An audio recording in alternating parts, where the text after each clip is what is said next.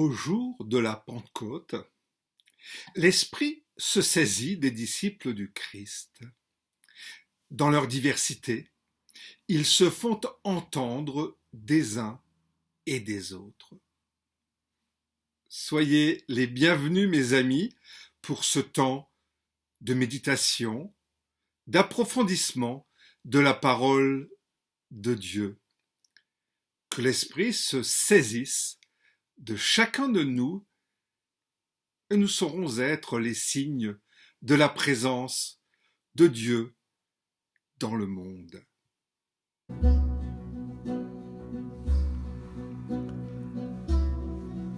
Recueillons-nous dans la prière pour ouvrir cette méditation. Ô Jésus qui révéla dans l'atelier du charpentier la gloire du Père, inspire-nous.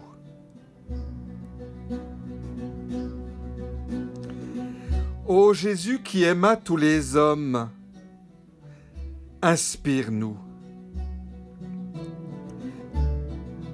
Ô Jésus qui te réjouissais avec les heureux et pleurais avec les tristes, inspire-nous. Ô Jésus qui trouvais joie à la vue des lys et des oiseaux et dans la compagnie des hommes, inspire-nous. Ô Jésus qui te nourrissais de la volonté du Père, inspire-nous. Ô Jésus, crucifié pour nous, aie pitié de nous. Ô Jésus agonisant pour tous les hommes, aie pitié de nous.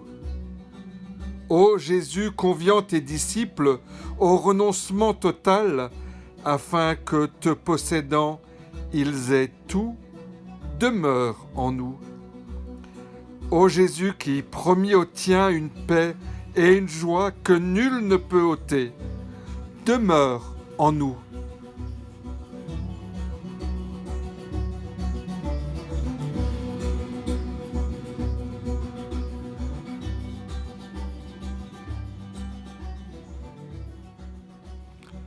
Amen.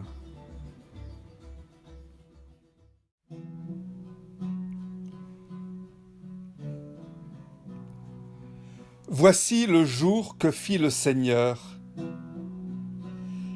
Qu'il soit pour nous jour de fête et de joie. Donne, Seigneur, donne le salut.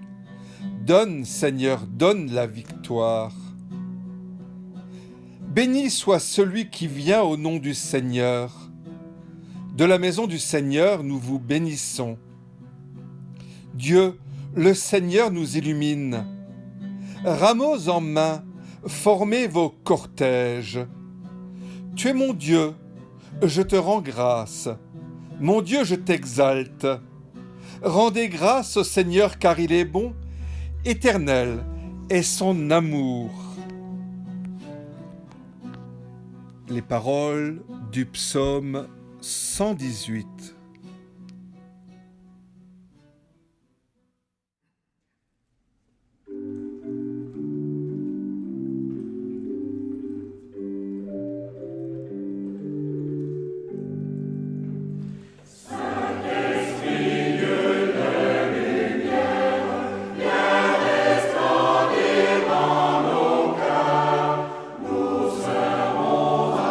Avec nos frères,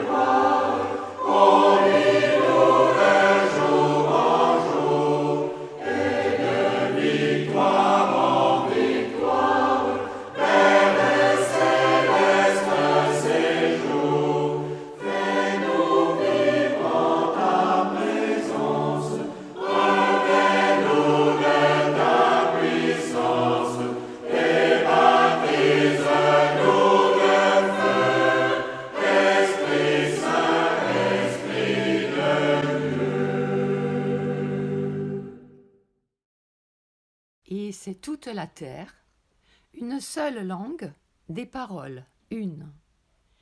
Et c'est à leur départ du Levant, ils trouvent une faille en terre de Shinar et y habitent. Ils disent, l'homme à son compagnon, offrons, briquetons des briques, flambons-les à la flambée.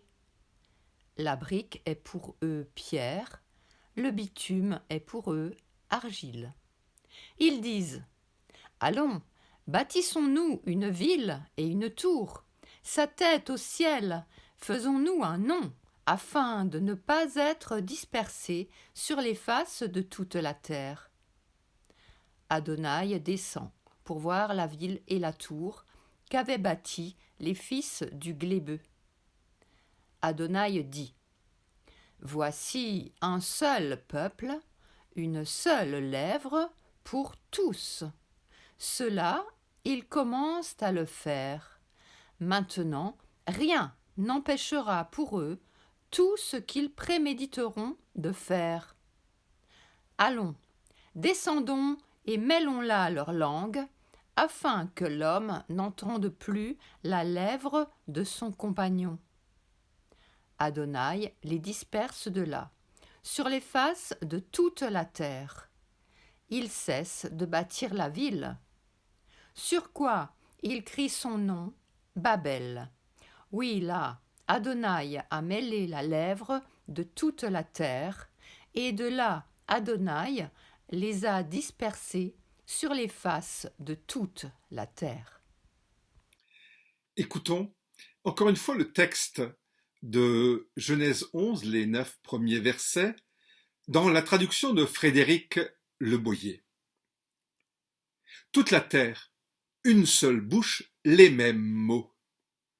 On lève le camp d'Orient, on trouve une plaine où s'installer, dans le pays de Sinéar. Chacun dit à l'autre, « Ah, fabriquons des briques et des fours pour les enfourner. » La brique est leur pierre, le bitume leur mortier. Ils disent, « Ah, construisons-nous une ville et une tour. Sa tête touchera le ciel. Faisons-nous un nom, et nous ne serons jamais dispersés sur toute la terre. » Yahvé descend pour voir la ville et la tour, construites par les fils d'Adam. Yahvé dit, tous ensemble, ils commencent à ne faire plus qu'une seule bouche et qu'une seule communauté. Rien ne leur sera impossible. Ah, descendons tout brouillés dans leur bouche, que chacun ne comprenne plus la bouche de l'autre. Yahvé les disperse sur toute la terre. Ils arrêtent de construire la ville. On l'appelle Babel, car ici Yahvé a tout brouillé dans la bouche de toute la terre, et de là a fait se disperser tout le monde sur toute la terre.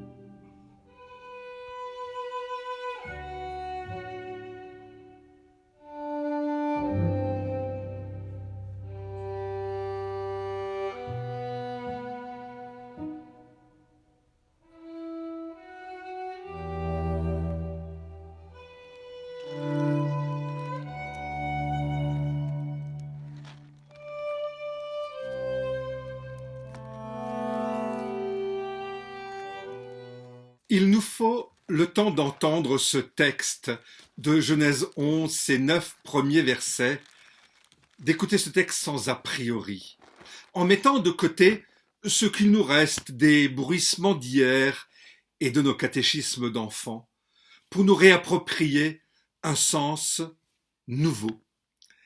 Babel n'est pas une malédiction, une punition parce que nous aurions péché contre Dieu. Voilà, ça y est, c'est dit. Mais Babel est le texte d'une belle bénédiction offerte, une bénédiction généreuse, un cadeau de Dieu à ceux qui aiment trop jouer au puzzle et aux inventeurs sans conscience des sciences et des techniques. Justement, je viens de recevoir ce cadeau.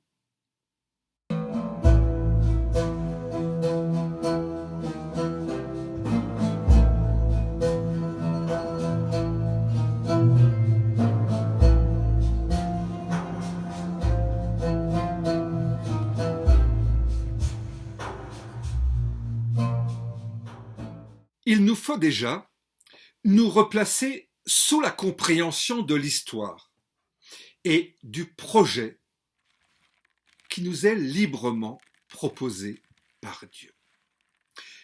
Que nous propose-t-il ?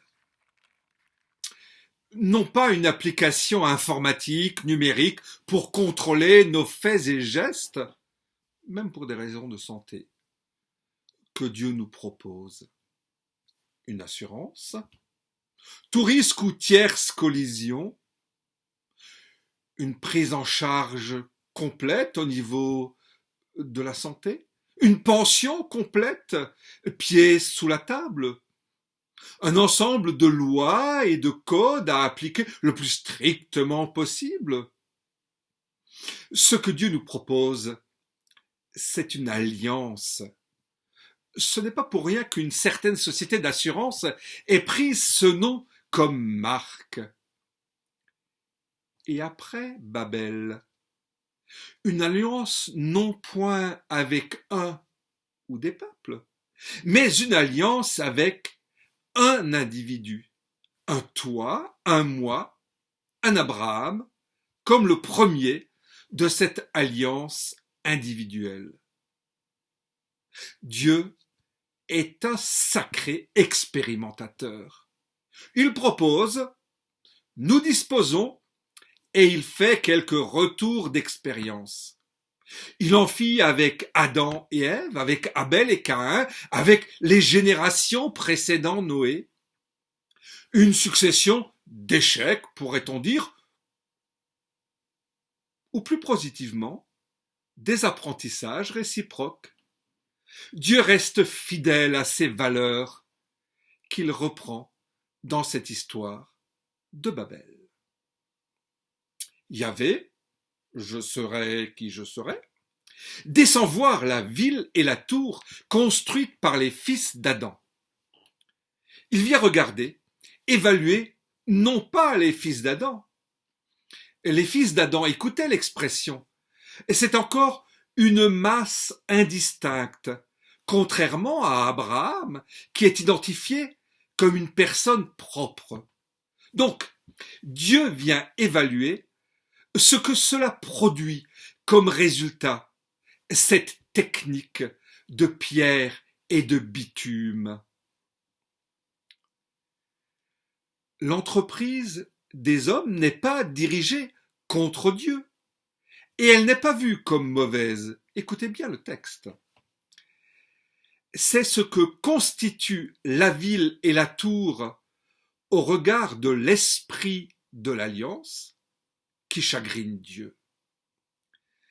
Cette sorte de démesure qui monopolise tous les hommes autour de la fabrication de briques et de bitume et où ils y perdent leur vie, le sens de la vie et donc le sens de l'alliance.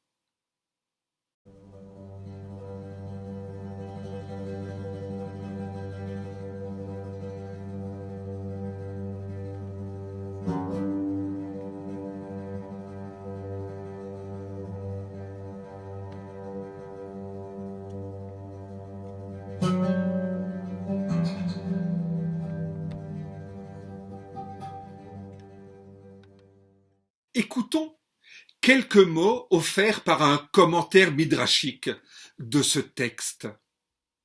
La tour réclame le travail de tous. Enfants et anciens eux-mêmes se rendent utiles en portant de l'eau à boire, en préparant la chaux. Une vraie fourmilière frénétique s'agite autour de la tour, totalement absorbée dans le transport des briques. Impossible de s'arrêter pour reprendre haleine, voire même de contempler le paysage. Parce que la plus petite pause risquait de bloquer le flux des porteurs. Sans le moindre arrêt possible, le temps n'existe plus qu'au service de l'œuvre en cours. Ni défection, ni ralentissement ne sont pensables dans le rythme de travail. Même la parturiente ne s'écarte que le temps nécessaire de couper le cordon ombilical et attacher le nouveau-né à son sein. Puis son bambin au cou, elle retourne à ses briques. Quant aux générations à venir, destinées en principe à profiter du résultat escompté, elles sont oubliées. On ne trouve même pas le temps pour souhaiter la bienvenue au futur surhomme. C'est que la construction a pris le pas sur les constructeurs, qui n'existent que par les briques portant leur nom et valant d'ailleurs plus que ces derniers. Si un homme se blessait ou tombait, personne ne faisait attention. Mais si une brique se cassait ou était perdue, tous pleuraient. Je pense que vous ressentez tous la folie et la démesure de cette situation. La perversion vers laquelle cette situation mène. Et cette description n'est pas sans tisser des liens avec la nôtre. C'est cela que Dieu perçoit. La technique a pris le pas sur le sens, a renversé ou détruit le sens et rend l'homme esclave de cette dernière.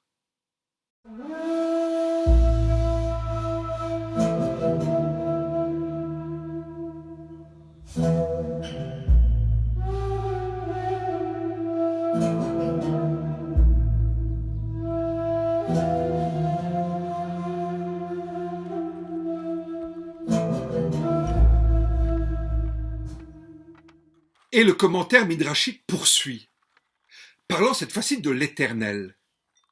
Il met l'accent sur une distance bienveillante.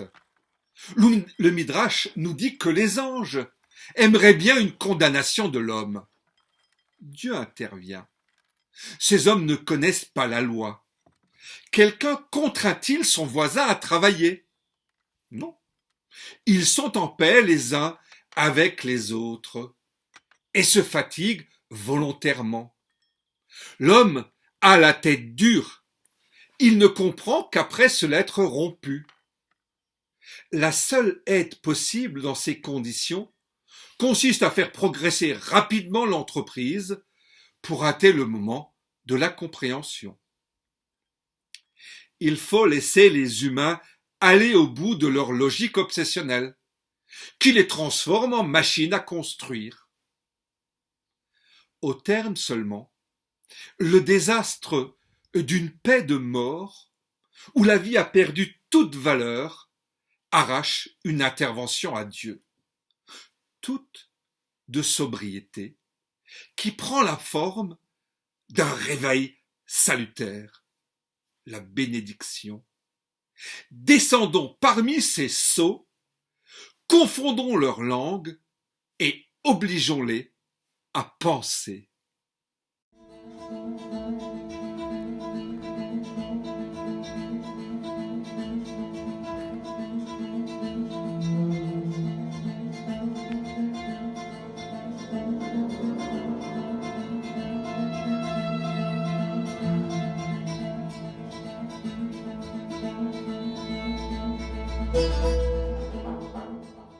Dieu sauve les hommes de cette folie par une double ouverture, une double bénédiction, une ouverture de sens.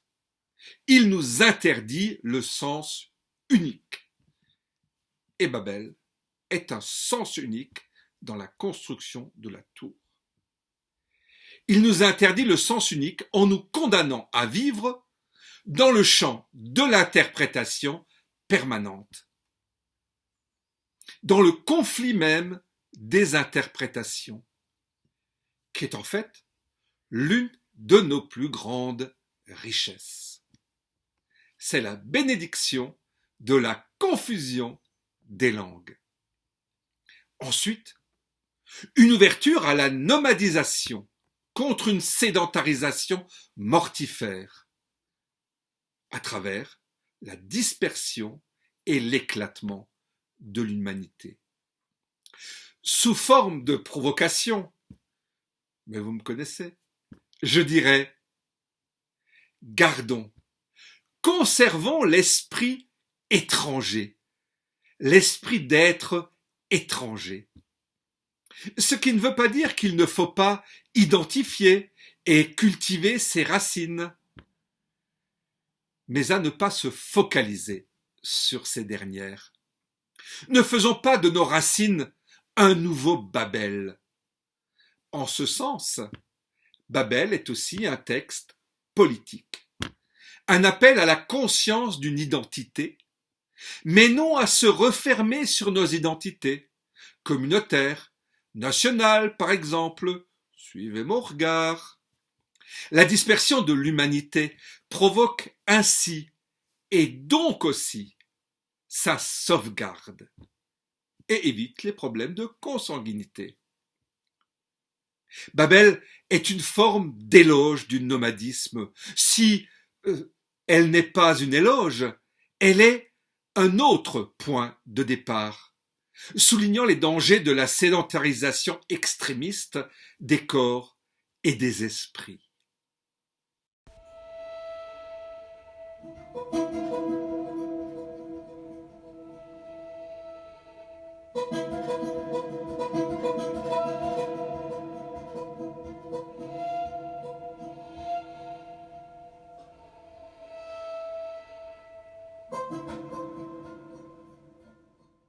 Si nous prenons un peu de hauteur et de recul, nous ne pouvons que constater que l'histoire des origines nous décrit un Dieu qui crée une humanité diversifiée. Et Pentecôte est aussi un récit d'origine, un acte supplémentaire de création, dans l'ordre de la création infinie de Dieu. Babel nous propose une belle dynamique.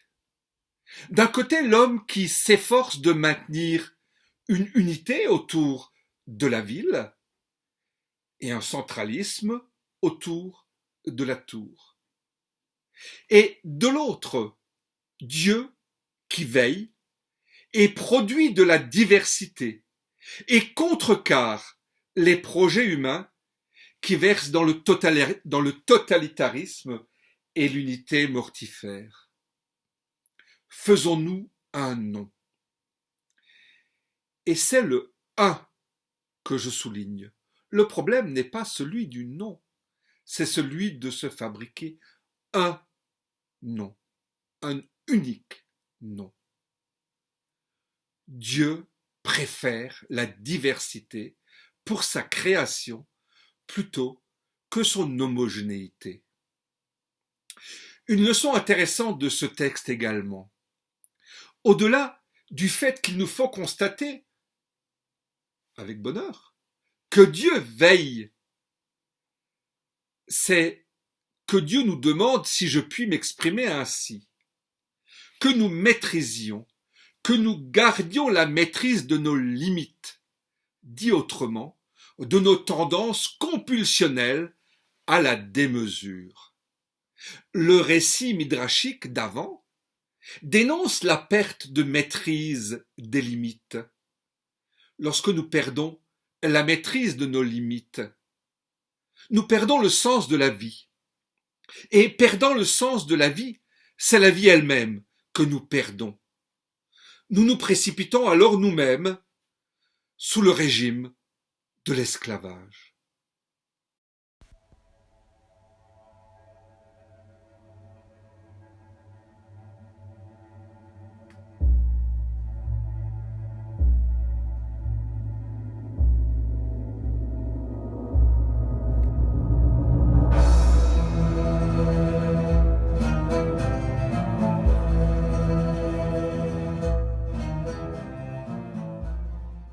Il y a un autre point que je souhaite encore approfondir, que j'ai rapidement évoqué.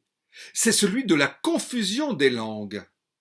Ah, que cela serait chose belle si nous parlions tous la même langue et que nous nous comprenions dès le premier mot. Ah oui? Mais qu'est-ce qu'on s'emmerderait, avec toutes mes excuses pour les oreilles chastes. Ni dispute, ni controverse, ni communication, ni besoin de développer une écoute.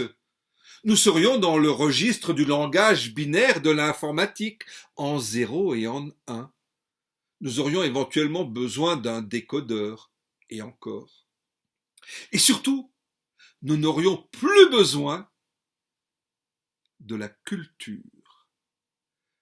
Pourquoi dire les choses de 1000 manières différentes, si ce n'est parce que de l'ambiguïté, c'est-à-dire de la richesse, circule à profusion dans nos échanges. La malédiction de la confusion des langues, qui en fait est une bénédiction offerte par Dieu, nous met sur le chemin de la créativité et de la création. Encore, la confusion des langues nous met sur la production de la richesse de l'esprit. Avant, toute la terre, tous les Adams, une seule bouche, les mêmes mots. Ah, descendons tout brouillés dans leur bouche, que chacun ne comprenne plus la bouche de l'autre.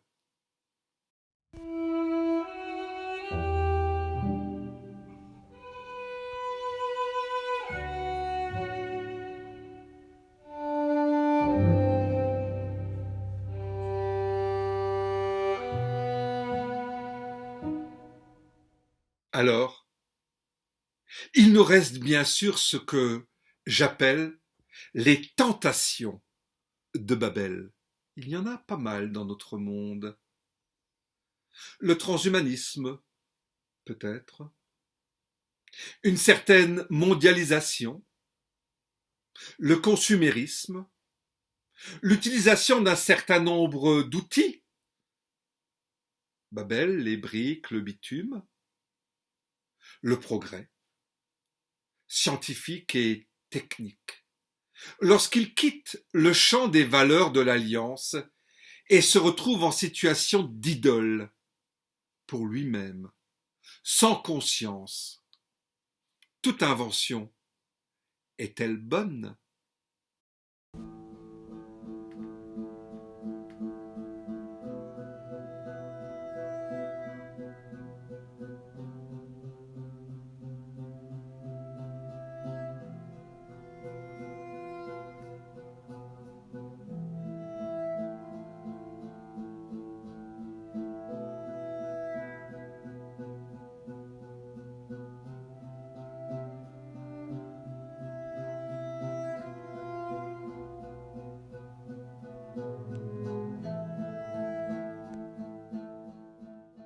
Ne plaçons plus Babel sur un signe ou comme un signe massivement négatif. Posons Babel comme une nouvelle bénédiction de Dieu. En fait, même 2 bénédictions pour le prix d'un seul texte. Cette double dispersion des corps et des bouches, des hommes et des lèvres, suivant la traduction de Chouraki. Apprendre. Qu'avons-nous à apprendre de ce texte ? Babel est l'apprentissage des hommes par essai-erreur, sous le regard de Dieu qui s'amuse, qui veille, tout en nous découvrant. Qu'avons-nous à apprendre encore ? À être vigilants face à nos obsessions d'unité, de normalisation, de contrôle. À oser, après la construction, le parti de la déconstruction. C'est le temps qui a déconstruit la tour, mais ils arrêtent de construire avant de l'avoir terminée, et la tour, et la ville. Chercheurs de Dieu, Dieu n'est probablement pas dans nos gènes, je suis prudent. Il n'est pas non plus dans les 1000 pièces de puzzle que j'ai manipulées. Il est pour moi dans notre liberté au cœur de l'alliance.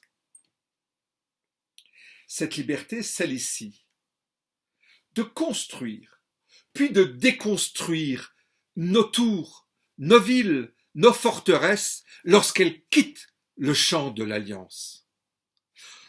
Ouf! Dieu est intervenu avant la fin de mon puzzle, sinon vous ne pourriez rien voir ni entendre de cette méditation dominicale à temps. Le puzzle est une belle image du paradoxe et de la complexité du vivre humain, que vous ressentez ou que vous pouvez ressentir à l'écoute de ce texte ou de ces 9 premiers versets de Genèse 11.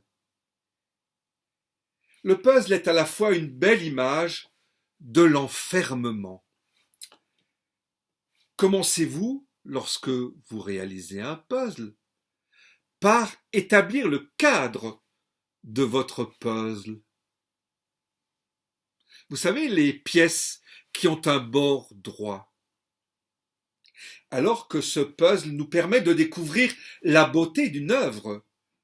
D'abord ici, celle de Pierre Bruegel l'Ancien. Mais tout au début de cette méditation, ou au cours de cette méditation, vous avez également vu un tableau de René Magritte qui s'appelle « L'art de la conversation ». Et vous pourrez y retourner tout à l'heure pour bien l'admirer. Voilà, c'était un petit clin d'œil à Catherine et à notre jeu WhatsApp, un peu de beauté dans un monde brut.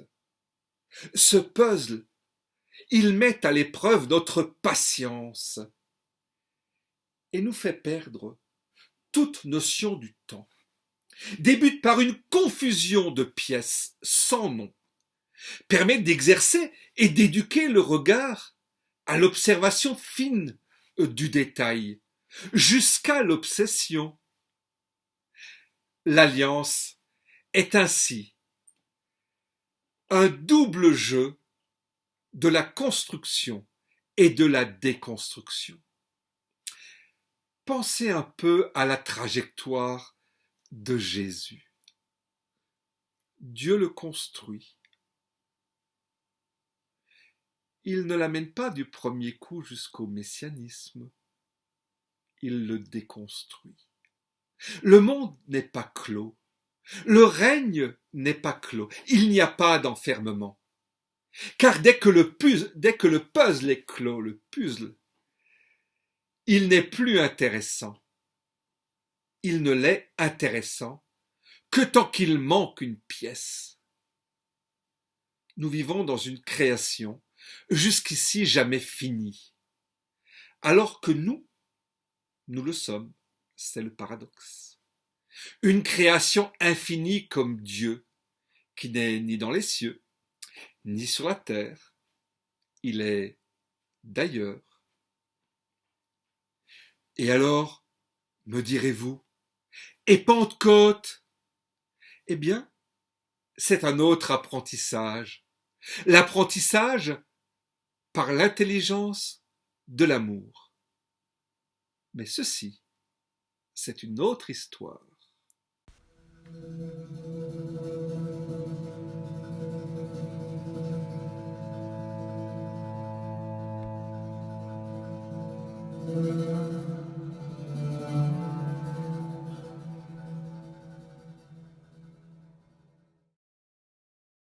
Quand le jour de la Pentecôte arrive, les croyants sont réunis tous ensemble au même endroit. Tout à coup, un bruit vient du ciel. C'est comme le souffle d'un violent coup de vent. Le bruit remplit toute la maison où ils sont assis. Alors, il voit apparaître des langues, comme des langues de feu. Elles se séparent et se posent sur chacun d'eux. Tous sont remplis de l'Esprit Saint et ils se mettent à parler d'autres langues. C'est l'Esprit qui leur donne de faire cela. À Jérusalem, il y a des Juifs venus de tous les pays du monde. Ce sont des gens fidèles à Dieu. Quand ils entendent ce bruit, ils se rassemblent en foule. Ils sont profondément surpris parce que chacun entend les croyants parler dans sa langue. Ils sont très étonnés et pleins d'admiration, et ils disent « Tous ces gens qui parlent sont bien des Galiléens. Alors, comment chacun de nous peut-il les entendre parler dans la langue de ses parents ? Nous venons du pays des Partès, de Médie, d'Élam, de Mésopotamie, de Judée et de Cappadoce, du Pont et de la province d'Asie, de Phrygie, de Pamphylie. Nous venons aussi d'Égypte, de la partie de la Libye qui est près de Cyrène, de Rome, de Crète et d'Arabie. Parmi nous, certains sont juifs et d'autres aussi obéissent à la loi de Moïse. Et pourtant, chacun de nous les entend annoncer dans sa langue les grandes choses que Dieu a faites. Ils sont tous très étonnés et ne savent pas quoi penser. Ils se disent entre eux « Qu'est-ce que cela veut dire ?» Mais d'autres se moquent des croyants en disant « Ah, ils sont complètement ivres !»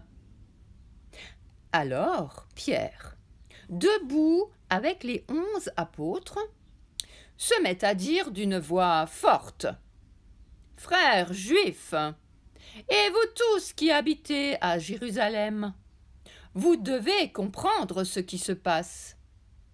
Écoutez bien ce que je vais vous dire. Ces gens ne sont pas ivres comme vous le pensez.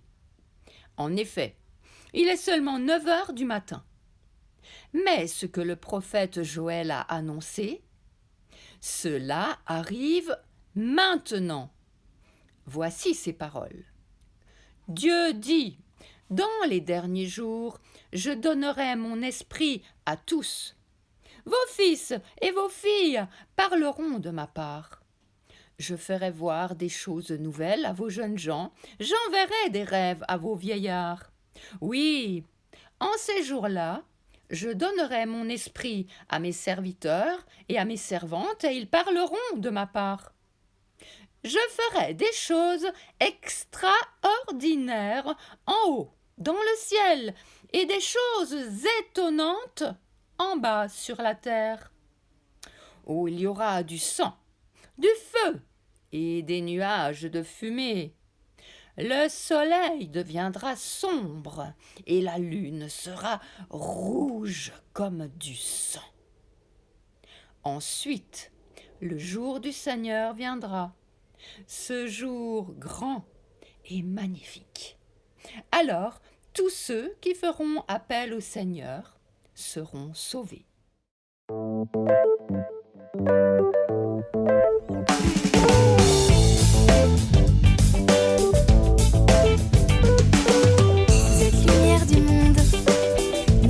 De vie, une note qui résonne, vous êtes lumière du monde. Une flamme dans la nuit, un sourire qui se donne. Inutile de nous cacher, Dieu nous a relevés. Il fait de nous le sel, le goût de la vie éternelle. Une lumière au fond des cœurs,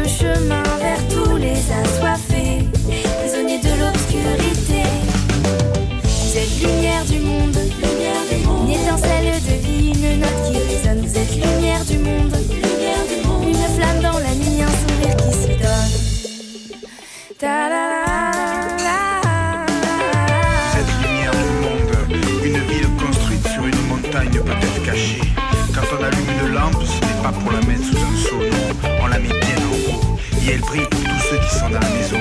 Votre lumière aussi doit briller devant le monde, alors les autres verront tout le bien que vous faites. Ils pourront chanter la gloire du Père dans les cieux. Vous êtes lumière du monde, une étincelle de vie, une note qui résonne. Vous êtes lumière du monde, une flamme dans la nuit, un sourire qui se donne. Il nous ouvre à la joie, témoin de notre foi. Il nous unit à lui, éclairé par le Saint-Esprit. Il m'entraîne dans la ronde, il m'envoie dans le monde vivre le grand amour, le grand kiff encore et toujours.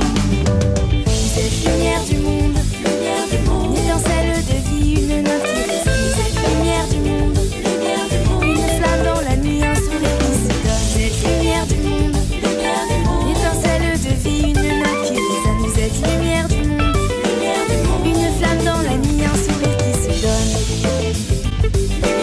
Une étincelle de vie, une note qui résonne. Une flamme dans la nuit, un sourire qui se donne.